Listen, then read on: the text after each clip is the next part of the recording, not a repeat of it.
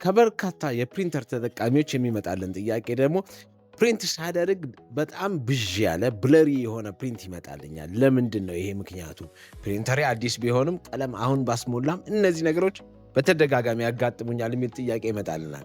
ብለሪ የሆነ ህትመት ብዙ ጊዜ ፕሪንተሮች የሚያዩት አንደኛ ፕሪንተር ሴታፑ ድራፍት ሞድ ላይ ከሆነ፣ ድራፍት ሞድ ላይ ሲሆን ፕሪንተሩ ሁል ጊዜ ድራፍት ሳምፕል የሆኑ ወይም ደግሞ ለሙከራ ፕሪንት ስለሆነ የሚያደርገው የልቡን አያትምም።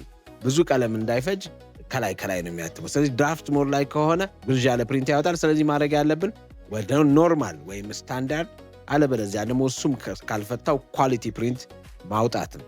ሌላው ደግሞ የወረቀታችን አይነት ነው። ፕሪንት የምናደርግበት ፕሪንተር እና የምንጠቀምበት ወረቀት ታይፕ፣ ከዛ ፍላጎታችንን ማወቅ አለብን። ግሎሲ ወረቀት ላይ ጥቁር ነገር ፕሪንት ካደረግን ወይ ጽሁፎች እንትን ካለን ጥሩ አይመጣም።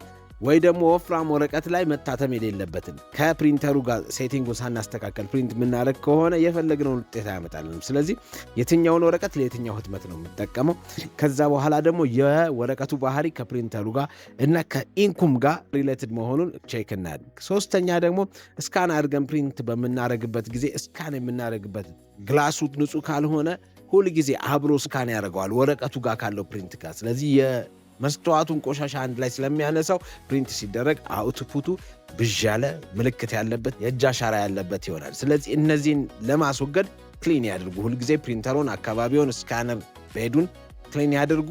ይሄንን ካደረጉ በኋላ የተዋጣ ፕሪንት ማድረግ ይችላሉ።